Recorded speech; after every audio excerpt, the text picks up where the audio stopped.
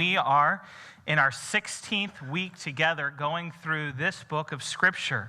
We've called this message series the Ground Level Christianity series.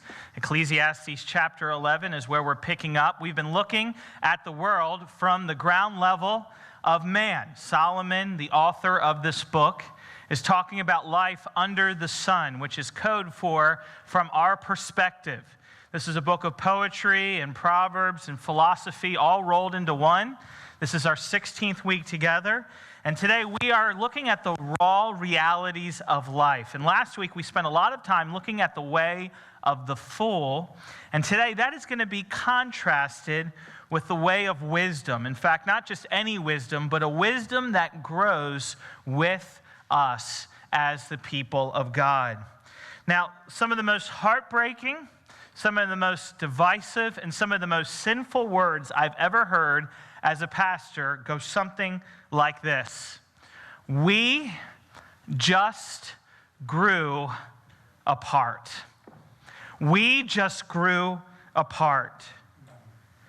You become stagnant and then stale.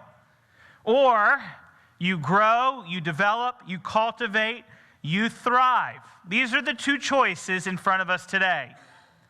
You will either grow better or you will grow bitter in life, in wisdom, in your relationships, in your friendships, and in your walk with God. The crazy thing is about growing apart or growing down is that it doesn't just happen overnight. It sneaks up on you slowly. And so you don't plan it out. You certainly don't feel good about it. Nevertheless, one day, at one particular moment, you stop, you look around at your life, and you look at yourself, and you realize you are the spiritual equivalent to a piece of white bread that has been left out on the counter overnight. Meaning by that, you're stale and dry and tasteless and spoiled. Just like malnutrition will stunt physical growth and a traumatic event can hurt your emotional growth, there are many things that can stop us from growing in wisdom and growing with God in our walk. This world is an uncertain and uncontrollable and unpredictable world.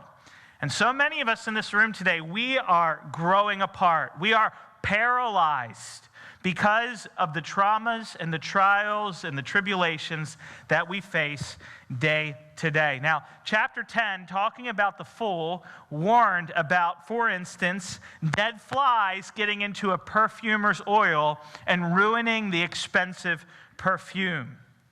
Now, we need to recognize that does not make us stop making perfume. We need wisdom that tells us how to grow from that scenario that we discussed last week. So today, let's consider wisdom that grows with each one of us. Let's make sure that we are not stale, we are not stagnant in wisdom and in our relationships, and then most importantly, our relationship with God. So look with me at verses 1 and 2. There's a few ways we need to grow today.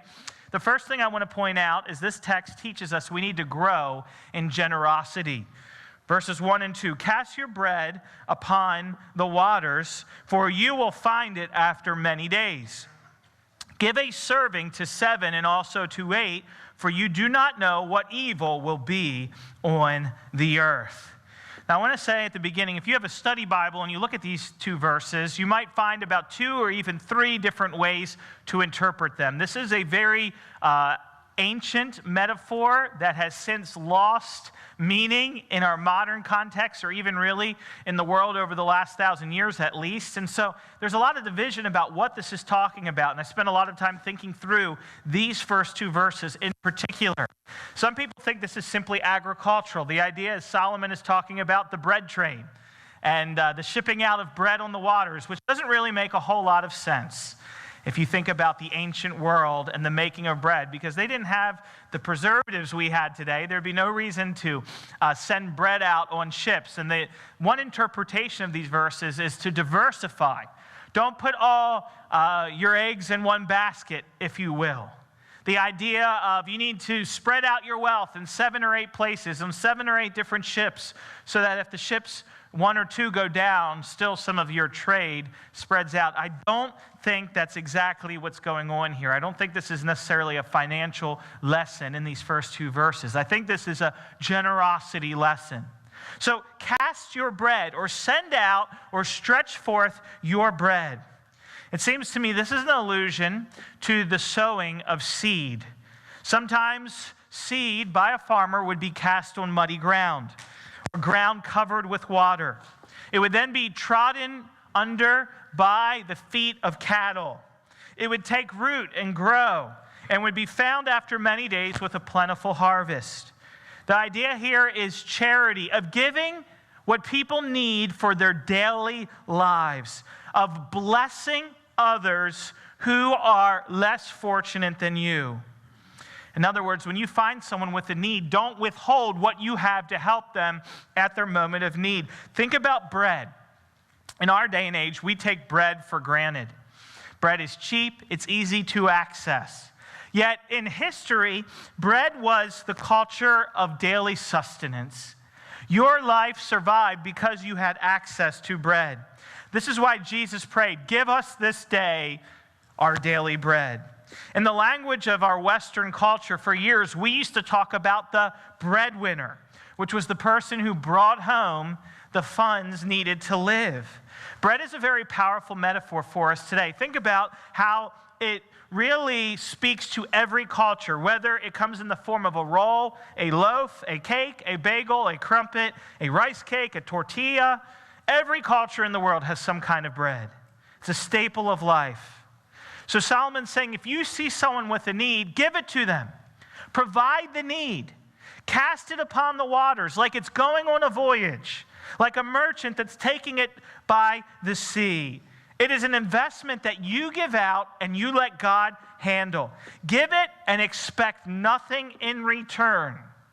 We today live in a world where we can look around us, and whether it's you children in your schools, or whether it's us in our workplaces, or whether it's in our neighborhood, every one of us have people around us that are hungry, that are hurting, that seem to be as if they are lost on the sea.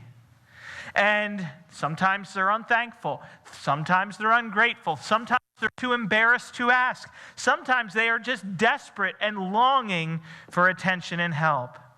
It may be a stranger you will never see again. It may be someone that's in your day-to-day life. But take the daily things that you've been given and be generous and give them to others. Send them out on sea as if you expect nothing to return. Think about how Jesus spoke in this way in Luke chapter 14. Jesus said there, when you give a feast, who do you invite? Invite the poor, the crippled, the lame, the blind. Why? You will be blessed because they cannot repay you. You will be repaid at the resurrection of the just.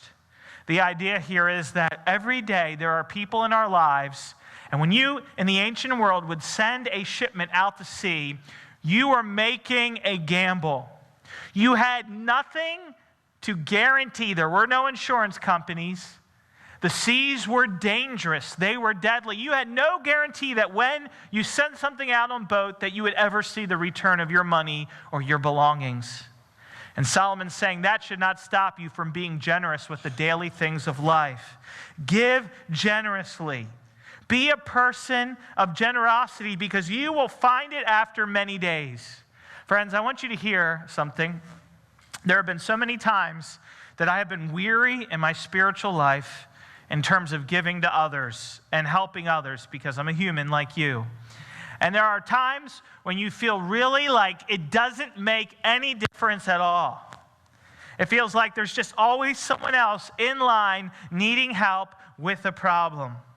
But what I have found is that when we are a generous people, that God will not neglect what has happened in the transactions. God does not miss what's going on.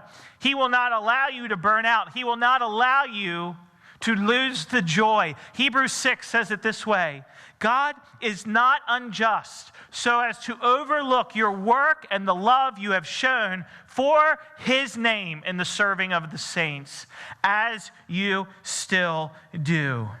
In other words, when you send the bread out, and there's a lot of ways to do this, we'll talk about in a minute. Children, there's a lot of ways you in this room today can be generous and grow in your generosity. And I want you to hear this. God will not miss what you do. Don't do it so other people will see it, but when you do it, realize God does see it. And that the love, if it's shown in His name, if you're doing it in His power, He is going to, you will find it after many days. It is never lost. If you give to someone who's ungrateful or unthankful, that's on them, but God's going to handle the situation. He's not unfaithful. Proverbs 19, whoever is generous to the poor lends to the Lord, and He will repay him for his deed. Think about King David, that great king of Israel. Before he was the king, he was a poor shepherd and a refugee running for his life. And if you remember, David had a friend named Jonathan. And Jonathan showed great generosity to David. He blessed David. He helped David. He enabled David in those hard days of his life. Now, here's the thing. Jonathan never saw any blessing from the kindness he showed to David. But you know who did? His children did. David showed kindness to the house of Jonathan and Jonathan's children and grandchildren even, because Jonathan himself was generous to David in his time of need. In other words, the return might be slow, but it will be plentiful. God's word does not return void. It's not about whether they do the right thing. It's about whether you do the right thing in the time of need. Winston Churchill once said, "We make a living by what we get, but we make a life by what we give." I want you to hear this. I have noticed that a cold heart and a stingy hand often go together. Hear that again. A cold heart and a stingy hand often go together. It's the person who doesn't give that usually is very hurt on the inside. It's the person who is not generous who is usually deeply wounded on the inside. A cold heart and a stingy hand are bedfellows. And lives that are controlled this way are lives that are hurt. And I want to say to you, there is a formula, there is a way to have healing in your heart. It means you have to begin to be willing to be vulnerable again. It means you have to begin to be willing to show love again, to trust others again, to be willing to cast your bread upon the waters, not worrying about the results, leaving the results with God, worrying about doing the right thing at the right place at the right time. We need a life of generosity. Look at verse 2. Give a serving to 7 and also to 8. Now that should be an encouragement for a minute. It doesn't say give everything. If you gave everything you had, you might have nothing. But give a serving to 7. Spread the charity around. And guess what? After you serve 7 people, don't pat yourself on the back and say that's enough. Because there's going to be an 8th one showing up sooner rather than later. In other words, the point here is you never stop living this way. Not too long ago, I had the privilege to hear the former CEO of Waffle House, Bert Thornton, who's a Christian, give a talk about leadership. And he has a great book he wrote on leadership, and in it he gave 10 principles for leadership. And one of the 10 things he said led him from starting out at Waffle House with 50 stores to having 2,200 stores when he retired from Waffle House in 22 years, or 25 years. One of the things was generosity. And he's a Christian. He's a follower of Jesus. And this is what he said. I heard him say these words. I wrote them down quickly. He said, "Give away anonymously things of value. The turning point in my life was when I stopped worrying about myself and I started worrying about others." It's when he stopped worrying about what he was going to get, about how the numbers will always work out, and instead worried about giving away what he was blessed with, that the company turned around, his life turned around, and the blessings of God were poured out. I read the story this week about the founder of Kraft Cheese Corporation, J.L. Kraft. J.L. Kraft, as a Christian and the founder of that organization, made a practice to give away 25% of his income to God's work. 25%. He said this, "The only investment I ever made which has paid consistently increased dividends is the money I have given to the Lord." In other words, when you give to the poor, the hurting, the hungry, the coworker, the neighbor, the child, whatever it is, don't give it simply to give to them. Give it because it's right. Give it because God's with you. Give it because God is faithful. Because His love is in your heart. It will always pay back. It will always be a good investment. Even if not in that person's life, it will be in your life, in your soul. This week I listened to a podcast, the Carey Nieuwhof podcast, and on it he was interviewing Steve Green.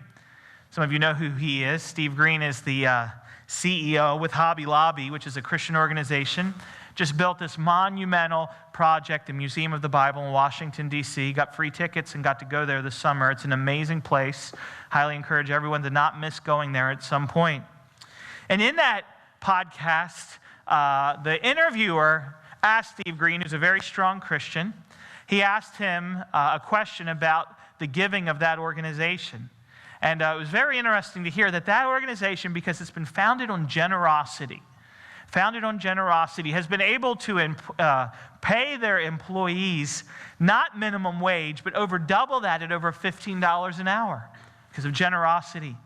And he said in the podcast, he questioned Steve Green, and you could tell that he was very humble as he answered the question. He said, "I have read that your organization gives away, Hobby Lobby, over 50% of your profits you give away." Have you ever heard of an organization that gives away 50% of their profits?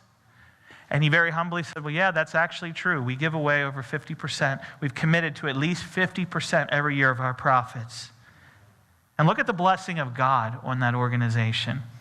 I want to say to you, when you read this here, give a serving to 7 and also to 8. And recognize you will find it after many days. God takes care of us. You can't be too generous in life. Wisdom is growing in generosity. It's living an other-centered life, blessing others. Isaiah 58, talking about fasting, the prophet there says, is it not to share your bread with the hungry and bring the homeless poor into your house, and when you see the naked to cover them, and to not hide yourself from your own flesh?" Friends, we are to be rivers of generosity, but I am afraid many of us are more like the Dead Sea in our lives. And again, hurt hearts and stingy hands go together. If you are not a river of generosity, it might be because the heart has become like the Dead Sea. You may have been done wrong by somebody else. You may have pain because of someone taking advantage of you, walking all over you, misusing or abusing you. You'll never begin to grow in love until you begin to open your heart again. You'll never be able to grow in generosity until you start the first time, and then the second time, and then the 7th time, and then the 8th time. It has to be a part of your life. Now, Solomon warns, you need to be generous because you do not know, verse 2, what evil will be on the earth. Providing for others will put you in a position to be a sympathetic recipient if bad times come to you. Right now, you might have money in your wallet. Right now, there might be some dollars still that can be spent on your credit card. But one day, that might not be the case. One day, you might not have the blessings you have today. Nothing is guaranteed in this life. One day, a calamity might come and sweep away everything you own. The stock market might crash. A fire might come and burn up your home that you can't use to entertain in anymore. One day, you might try to crank over your car and it won't start, and you can't drive someone anymore in it to help them in their time of need. One day, a thief might come and steal those precious belongings you've been hoarding for so long. Or, most soberly of all, one day, the day of death may come and you'll lose everything you've been holding on to. And I ask you, what will it profit you then? The Bible is so clear. God promises to meet all of our needs, not all of our greeds. And today, if you live for the Lord in a generous way, He will meet your needs in the time of need. He is faithful. Hear the testimony of the Scriptures. Proverbs 11:24. One gives freely and grows all the richer. Another withholds what he should give and only suffers need. This is just basic truth. One gives freely and grows all the richer. One withholds what he should give and suffers need. Think about, we're coming into the time of Christmas, the classic tale of Ebenezer Scrooge, right? That story is a parable of life for many people who are broken and hurting and alone because they withheld. Galatians 6, do not be deceived. God is not mocked. What you sow, you will also reap. God is faithful. So I ask you today, students, is there someone in your class who is hungry? Is there a child in your school who you see is lacking? Is there someone in your school that is in need of help that you and your family could help and make a difference in? I ask you today, is there someone that you're going to see this week who needs a jacket as this cold weather has started? And you only have like 3 of them sitting around that you're not using right now. Or maybe step it up a notch further. Your credit card could afford the $20 purchase to buy one brand new in their size. Do you know a family that needs a meal? Do you know a family that's going through sickness? Well, there's only like 20 in our church that are sick right now. And chicken noodle soup would go a far distance. Do you know a family that's in bereavement, that has lost a loved one? Do you know someone who just simply can't meet the bills this month? And you could drop off groceries and just walk away without even letting them know who did it. Is there someone who's shut in and sick who could just use some dessert this week and a word of prayer? Is there a coworker who is struggling, who is battling, who is hurting? And rather than just asking them how they're doing, just step out in faith and help them. Don't embarrass them with how they're doing. Instead, just show them the love of God. Friends, you will either be a river of generosity or you will be the Dead Sea.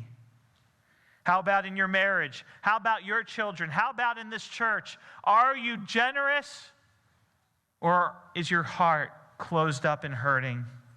John Bunyan said, God put fingers on our hands to let the money slip right through, so we could help others in their time of need. I ask you, are you growing in generosity? There's a second point of growth we need today, and that's a growth in trust. Look at verses 3-6. We need to grow in generosity, but we need to grow in our trust. If the clouds are full of rain, they empty themselves upon the earth. If a tree falls to the south or the north, in the place where the tree falls, there it will lie. He who observes the wind will not sow. He who regards the clouds will not reap. As you do not know what is the way of the wind, or how the bones grow in the womb of her who is with a child, so you do not know the works of God who made everything. In the morning sow your seed. In the evening do not withhold your hand, for you do not know which will prosper, either this or that, or whether both alike will be good. This section has to do with our inability to control life. But our inability to control life should not stop us from trusting God and doing God's work. Clouds could be full of rain. Just because the clouds are full of rain is not an excuse to be lazy. Notice it says a tree could fall.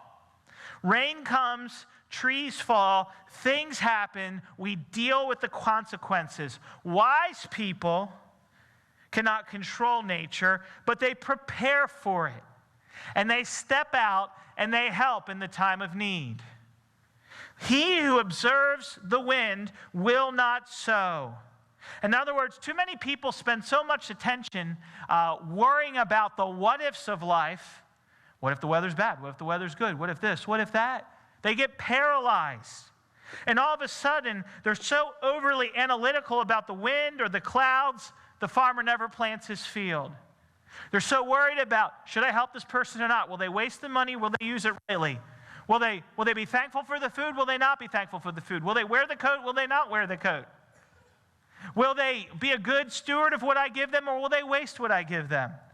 All of a sudden, we start going through these details, and we get paralyzed, and we don't step out in faith and trust. Proverbs chapter 20 says it this way, the sluggard, Proverbs 24, the sluggard does not plow in the autumn because of the cold, but he will seek at harvest, and he'll have nothing to show for it. The weather is not the fault. That's the point. The fault lies in the spring of our heart. Too many of us have let the enemy hurt us. We have sluggish hearts. Our strength is weakened. We are in pain on the inside, and we're paralyzed on the outside to do anything. At verse 5, it says here, there is a great deal that even the wisest person does know about the world and how it works. I want to say to you something today. Your wisdom is like a drop in the bucket, a drop in the ocean compared to God's. We need to stop trying to figure the world out and start trusting the one who has it all figured out. We need to walk by faith. You do not know what the way of the wind is. Now, in Solomon's world, there were people that studied the weather, just as we have today. They would make general predictions about the weather, but typically that was way beyond their ability. In fact, I think Jesus is alluding to this verse in John chapter 3, where he says, you don't know the way the wind goes or the way the wind comes. So is the regenerating work of the Holy Spirit. It's God's work, not our work. We don't control God. Even in modernity, with satellites and computer models, we don't do particularly well predicting the weather, do we? It's amazing to think, if there's any meteorologists in the room, you can yell at me later, but it's amazing to think the weatherman has the only profession where he's paid or she's paid to be wrong every single day. Have you ever thought about that? Every single day. We can't figure it out. We get close, we never get it right. Secondly, you don't know how the bones grow in the womb. There's the mystery of the weather. We know how the weather works. We can't figure out what's really going to happen all the time. We can't control it. And then the mystery of life. Think about that. I remember sitting in the obstetrician's office after a very painful visit, after we had lost our first child as a husband and wife, and the doctor, who is not a Christian, trying to console us, said, every child is a miracle that it's ever born, that it ever makes it. Someone who's not a Christian was recognizing the miracle of this. And so today we can film life in utero, but we still don't really understand the miracle of it. How does this happen? How does life work? We can do nothing about the time and place the rain falls. We can do nothing about where the tree's going to fall. We can't control the wind. We can't control life. So we need to stop trying to play God. We need to stop trying to decipher the ways of God. God has a secret counsel. His providence is far beyond our knowledge. Stop holding back in reserve. Stop waiting for a better day. A wise person distributes and serves and gives and opens their heart up, and they leave the rest to God. They leave the rest to God. Verse 6 says, you do not know what will prosper. You don't know. So take the first opportunity of doing good and do it. I promise you, if you pray every day, God, give me an opportunity to bless someone. Give me an opportunity to pray with somebody.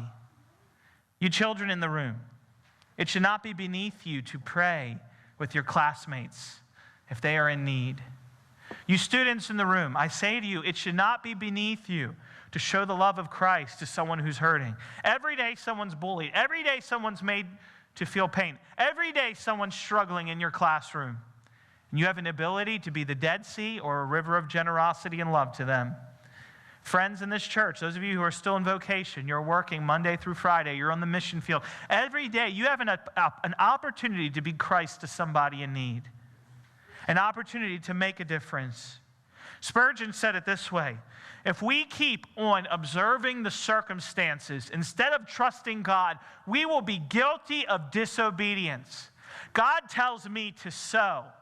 I do not sow because the wind might blow the seed away. God tells me to reap. I do not reap because there's a black cloud there. And before I can house the harvest, some of it might be spoiled. I can say what I like about these excuses. I am guilty of disobedience. To many of us, let unbelief and rebellion and foolish fear and idleness control us. So I ask you today, what is your action item? You're walking out of this room pretty soon. What is going to be your first step? I hate going to meetings. I hate leadership team meetings, business meetings, where I leave and I don't know why we went. I've been to so many meetings, board meetings, business meetings, etc., over the years where you go and you listen to a report and you leave none the better, none the more challenged. Who are you going to help? Who are you going to cast your bread to this week? Who's going to be the student you're going to pray with and pray for? Who's going to be the neighbor that you're going to go speak to? Who's going to be the coworker? Who's going to be the church member you're going to show the love of Christ to? Who are you going to be a friend to? Who are you going to be generous to? How's this going to change your prayer life tomorrow when you begin the day? How will you pray for God to help you to be generous and to trust Him and not trust the past? I ask you today, it says here, in the morning, sow your seed. We must work while it's light, while we have the opportunity. Let God handle the details. Don't be paralyzed by fear. Don't let your love be an impulse. Let it be a lifestyle. There is no danger in becoming poor by being generous. No one ever became poor because they were too generous. They might have became poor because they were foolish, but not because they were too generous. In the morning of life, be generous. Every day, start the day. How do I use this day for God to trust Him and to help others, to be generous and bless others?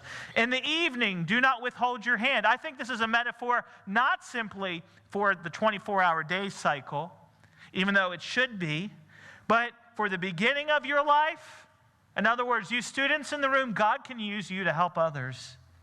And at the end of your life, those of you who are elderly in this room, those of you who are seniors in this room, your work's not done. You're still on the mission field. You have more free time than a lot of us do to make a difference in the lives of those who are hurting. We need you in this church. The kids and grandkids in this church need you desperately. John Wesley said it this way: do all the good you can in all the ways you can, all for the glory of God. We need to grow in these ways. Do not give in to narrow-heartedness and covetousness. Give away and let God provide. 2 Timothy 1 verse 7 says, God has not given us a spirit of fear. He's given us a spirit of power and love and self-control. 1 John 4, there is no fear in love. Perfect love casts out fear. If God's love is filling your heart again, if your heart is being healed by His love, you'll be generous. You'll bless. You won't make one shoebox, you might make 2 or 3, right? You might not just help one person this week, you might pray with 2. You might not just meet one need, you might meet 2. Pastor Stewart told me this week, hey, somebody went out and bought turkeys, and they were on sale, I think, maybe, if I'm getting the details right, so they got a bunch more. How can we help some people with turkeys? Great. Praise God. That's what I'm talking about, right? Take advantage of a lifestyle of generosity. Be that kind of a Christian where you are willing to not let fear control your giving, not let fear control your life. Let love and self-control and the power of God work in you. We need to grow in generosity. We need to grow in trust, but we also need to grow in what's eternal. Look at verses 7 through 10, please. Truly, the light is sweet, and it is pleasant for the eyes to behold the sun. But if a man rejoices many years, and rejoices in them all, yet let him remember the days of darkness, for they will be many. All that is coming is vanity. Rejoice, O young man, in your youth, and let your heart cheer you in the days of your youth. Walk in the ways of your heart and in the sight of your eyes. But know that for all these God will bring you into judgment. Therefore, remove sorrow from your heart. Put away evil from your flesh, for childhood and youth are vanity. Grow in generosity. Grow in your trust in God. Grow in what's eternal. This is an admonition to the young and the old. The light and the darkness speak of life and death. Light is sweet.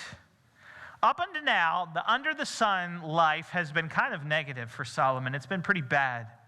But here he reminds us, under the sun can also be joyful. Life can be a pleasure. Life can be a joy. Get sunlight every day. If you're struggling with anxiety in your heart, I don't think it's by chance he says that life is sweet, light is sweet here. If you're struggling with depression, take advantage of the sun. Sunlight every day helps you sleep. It helps you fight depression. It's rising in the morning is one of the most beautiful things in all of creation to see. I would say to you, if you're struggling with anxiety, talk to a doctor, get exercise. But maybe you need to get up early one morning and go out and watch the sun rise. It's amazing the power of that. It's a gift of God. After living in the Sunshine State all these years, you go and you travel somewhere else. You travel to another country. You travel to another part of the state, and you begin to miss the sun very quickly. Matthew Henry said light was the first thing made in the formation of this great world, as the eye is one of the first things in the formation of the body, the little world. Spiritually, it's light that reveals Christ to us. Physically, light is a good thing. It brings us joy. It helps us fight the struggles of a tormented heart. In Isaiah chapter 9, it says there, the people who walked in darkness have seen a great light. In other words, those who are in a land of deep darkness, light has shone through Jesus, the Messiah. Light reveals Christ to us. We see him plainly as a loving Savior who died and rose again to set us free. And now Solomon says, you can live many years enjoying light, enjoying life. You can rejoice in them all. In spite of the death, the sorrow, the injustice, the roller coaster of this world, remember that there is light, there is life. In other words, when he says to rejoice in them all, he's saying eat your chips and your dip. He's saying enjoy life, celebrate, feast, bless others, be generous. Remember, God is in control. Life is not a choice between despair and delusion. The times of darkness are coming. Yes, they are. Be prepared. But when you have the opportunity, do good. Live light. The days of darkness are coming. There is sorrow awaiting us. Joy is temporary, which is why so much the more, even in the days of darkness, we need to fight it with the light. We need to be generous. If we don't have the light of God in this life, there will be the darkness of hell for all eternity. If you are not in the light of Christ, you are under the condemnation of sin. So, have his light. Walk in his light. Take seriously this walk. Look at verses 9 and 10. Rejoice, young man, in your youth. Kids in the room, I want you to hear this. Some of you guys in this room today, some of you students, some of you preteens and teenagers, there's this statement that comes out of your lips a lot. I hate my life. Or, I hate you, but more so, I hate my life. I want to say to you that your life was given, and your youthful days, they are hard, they are a struggle. Sometimes us adults don't recognize how hard they really are. But your life was not made, and your youth was not made to be terrible. Your parents don't want to imprison you, despite popular opinion. They're not trying to torture you. But I want to say to you that I think Satan has messed up. His agenda has worked dramatically well in the world. We live in a world now where we're trapped inside. We stare at phones and tablets and TVs and social media fields and TikTok videos, watching other people live their lives instead of you guys living your own lives. God has not given your youth to be a punishment. It's supposed to be a training field. It's supposed to be a gift where you have the protection and the love of parents and the love of a church community. And you're supposed to show that love in the world.